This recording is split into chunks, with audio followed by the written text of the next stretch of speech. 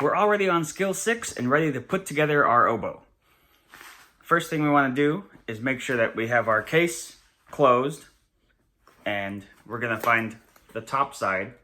For me, my top side and bottom side both have handles. Yours might only have a hard handle right here below your latches or zipper. If you have one handle, that's going to go on the bottom side. So if I were to put this on the table, it would go this way. Since I have two handles, I can still find the top because I have a pocket on top, but I also still have my label on top, my brand label. So I'm still going to put it this way.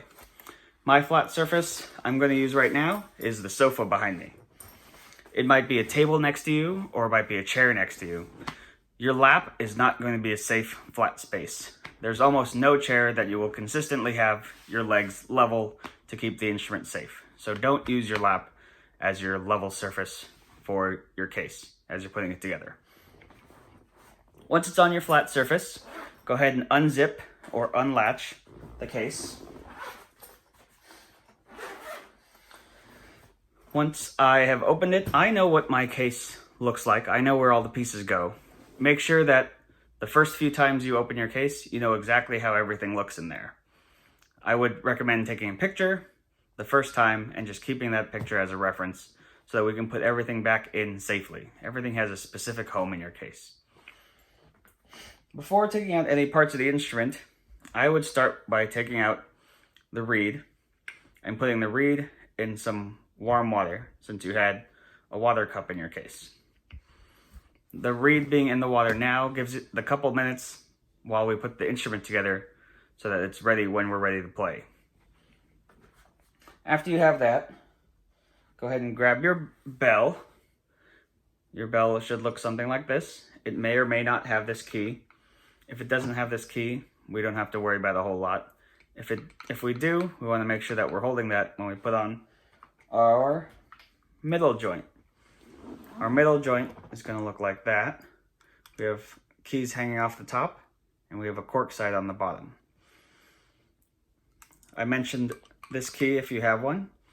That's going to line up with what we call bridge keys.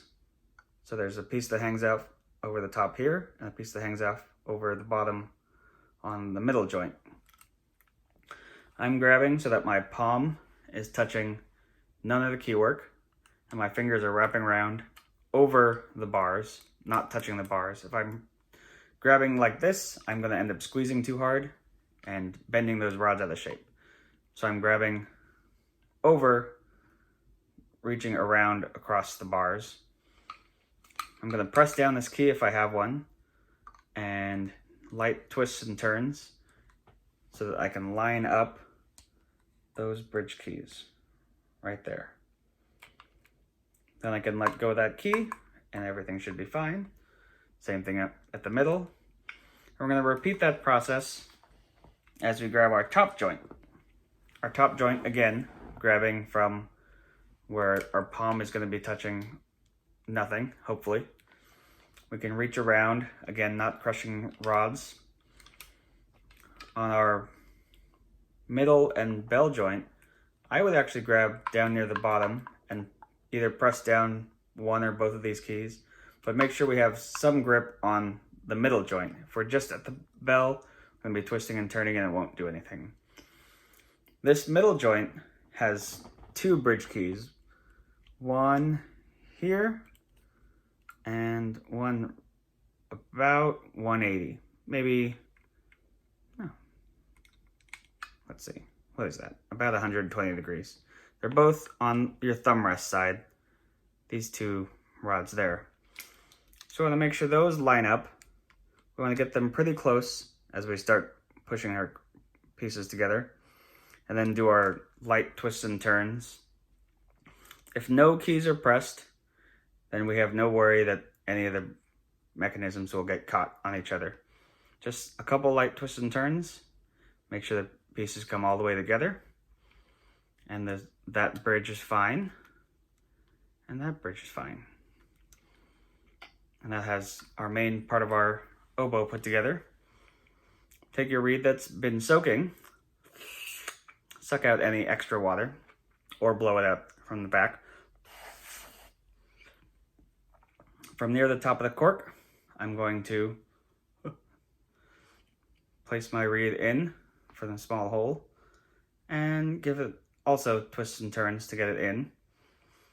And we want the alignment of the reed so that this flat section is flat and in line with our keys.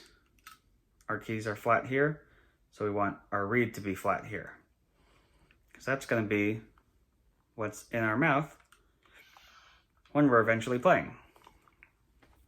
Disassembly is going to be in the exact opposite order, twisting and turning to get the reed off. Since we're done playing, we're going to let that dry. I'm going to let it dry out a little bit, not putting it in the reed case just yet. Later, we'll be working on swabbing and cleaning the instrument. But for now, same thing. Palm not touching keys, fingers on keys, and twist turns, making sure, again, watching out for those bridge keys as we take that apart. Place that back in its home in your case. Same thing, bell out from the middle joint, couple twists and turns, again pressing that key if we have one. And both those joints can go back in the case. Make sure you latch or zip your case before taking it off the table or chair, wherever it is. And your oboe is packed up and ready to go. As long as you know where that reed is and where it goes, you can put it back as well. Mine will live in the top pouch of my oboe case, so I could close my case before putting away the reed.